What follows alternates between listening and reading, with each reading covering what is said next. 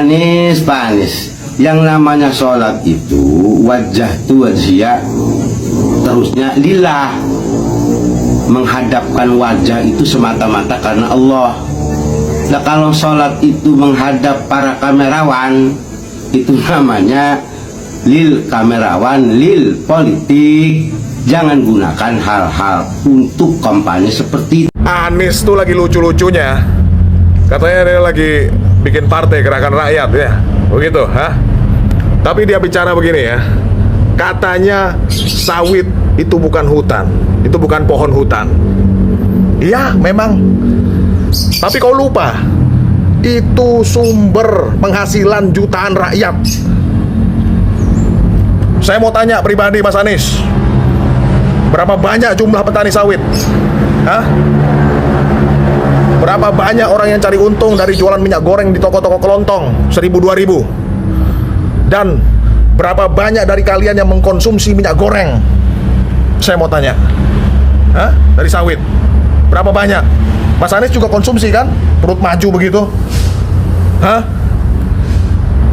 Memang kita harus jaga hutan kita, tapi kita juga harus jaga sawit kita. Beda hutan, beda sawit. Kau nggak pernah bicara itu? Atau kau pura-pura nggak tahu bahwa pemerintah hari ini Prabowo Gibran sudah mengamankan jutaan hektar sawit ilegal dan dikembalikan kepada rakyat? Kau nggak bicara itu di Rakernas kau itu, yang katanya mau buat partai.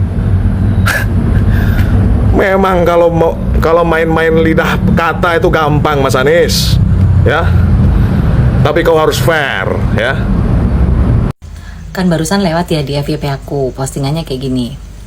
Dear Anies Baswedan, andai kemenanganmu kali ini digarong orang, Anies tahun 2029 masih 60 tahun, tahun 2034 masih 65 tahun, tahun 2039 masih 70 tahun. Masih banyak kesempatan buat kami punya presiden sekeren dirimu. Nggak ada yang aneh sih, biasa aja dengan postingan ini. Yang bikin lucu komentarnya terus nih. Meskipun lawannya pohon jambu, saya pasti pilih pohon jambu daripada Anies. Nyalon 5 kali lagi, insya Allah saya akan coblos lawannya Anies. Semoga diberi kesehatan. Kami pastikan akan kami kalahkan si Yaman kalau maju lagi. Aduh. Di tahun itu dipastikan saya akan coblos lawannya. Lawannya kota kosong, aku pilih kota kosong.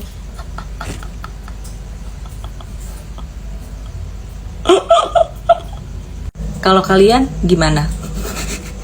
Anies Baswedan dikritik oleh banyak masyarakat karena dianggap melakukan kampanye terlalu dini dalam Rakernas 1 Gerakan Rakyat beberapa waktu lalu. Karena di situ sudah digaungkan jargon Anies Presiden 2029.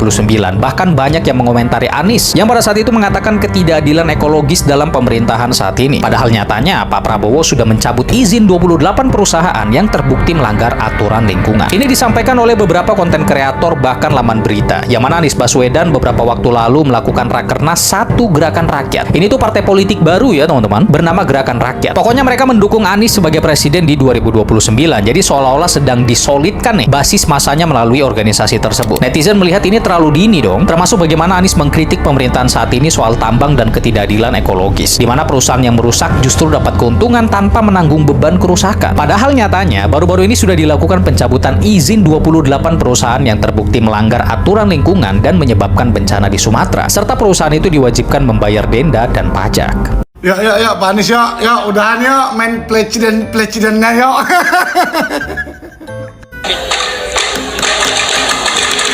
Mengundang Bapak Anies Baswedan sebagai Presiden Republik Indonesia 2029. Kalau ada umur sama panjang, kita berjumpa lagi saat Bapak Anies jadi presiden. Naikkan Pak Anies menjadi calon Presiden 2029. Inilah yang kita sebut sebagai ketidakadilan ekologis. Yang merusak dapat untung, tapi yang merusak tidak menanggung beban atas kerusakan. Bapak Presiden mengambil keputusan untuk mencabut izin 28 perusahaan yang terbukti melakukan pelanggaran. Kau dengar itu Pak Anies ya, Presiden kata Mensesnek sudah mencabut 28 izin perusahaan. Nah ini lihat nih ini ya, dan disuruh bayar denda. Jadi jangan kau bilang yang ketidakadilan, yang merusak ya, tidak merasakan beban atas kerusakan. Banyak kali. Udah fokus lah main pelecidan-pelecidanan itu. Udah jadi nyinyir ngapain sih? Udah fokus aja tuh dengerin anak-anak abah itu ya. Presiden 2029 kita usung. Ini 2026, 2029 masih 3 tahun lagi. Mendingan tabung dulu semangatnya, nanti habis loh. Jadi clear Pak Anies ya, jangan asal-asal ngomong. Pemerintahan Pak Prabowo itu jelas-jelas berkomitmen ya, menindak tegas hal-hal yang begini-begini tuh. 28 perusahaan penyebab bencana di Sumatera kemarin dicabut izinnya, disuruh bayar denda lagi ya kan. Termasuk oknum-oknum pejabat-pejabat korup. Kupas tuntas ya, digas semua, disikat semua. Jadi jangan asal-asal cuap nyinyir-nyinyir yang nggak benar gitu loh Pak Anies. Mending saranku Pak Anies fokus bikin partai sampai jadi tuh partainya. Karena kan sekarang masih gerakan-gerakan itu. Sampai nanti jadi partainya dan dijaga-jaga tuh konstituen. Jangan sampai nanti semangatnya hilang, terus Pak Anies nggak ada pendukung lagi. Jangan sampai pemilihan gubernur kemarin tuh ya, sampai Pak Anies nggak jadi maju tuh. Nanti jadi gitu lagi, nggak ada yang ngusung ya. Fokus Pak Anies ya, fokus. Nambah lagi nih varian baru dari pasukan rasa jeruk, mulai pasukan kebersihan jalan, pasukan keamanan parkiran dan kondangan. Kini muncul lagi ormas dengan kostum full orange, namanya Gerakan Rakyat, logonya kentongan ronda. Mungkin maksudnya ormas ini akan menjaga Indonesia ibarat perkumpulan orang ronda yang menjaga keamanan para warga.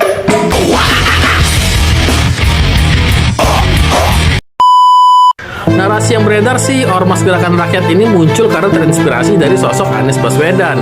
Tapi kayaknya lebih tepat kalau ini adalah perkumpulan relawan pendukung Anies yang akhirnya bergabung membentuk Ormas. Karena kalau dilihat dari jajaran pengurusnya, hampir full diisi oleh tim sukses Anies di Pilpres kemarin.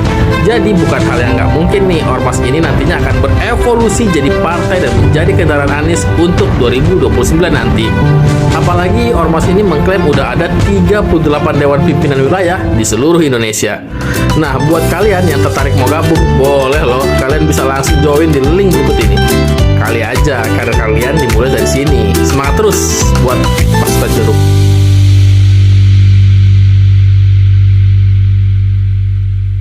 Tolong Pak Anies kelawak kawan-kawan. Pemilu bukan hanya pada saat penghitungannya, tapi juga kegiatan pra-penghitungan, pra-pemilu, sehingga kita tahu bahwa yang dihasilkan lewat pemilu itu sesuai dengan tujuannya, mengetahui aspirasi rakyat yang sesungguhnya, bukan aspirasi rakyat yang hasil tekanan atau hasil tawaran imbalan.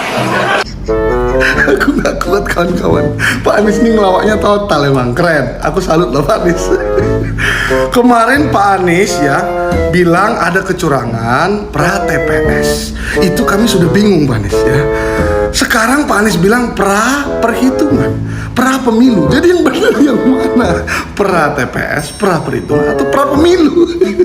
Karena dalam kamus kami gak ada tuh ya, adanya praskripsi, pratesis. Waktu saya S2 di UI itu ada pratesis. Terus pas saya beli pulsa ada prabayar.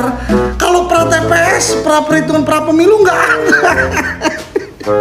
Terus tadi Bapak bilang untuk mengetahui aspirasi masyarakat yang sesungguhnya, tidak dengan tekanan. Aspirasi masyarakat. Emang selama ini pemilu kemarin tuh tanggal 14 bukan aspirasi masyarakat. Yang coblos kan masyarakat, Pak. Emang yang coblos siapa? Hantu. Jadi aspirasi hantu. Terus tekanan tadi yang nekan-nekan sama. Aduh, gak kuat kawan-kawan. Kalian aja yang beropini. Gimana menurut kalian kawan-kawan? Coba tulis di kolom komentar. Kita bahas dulu ini ya.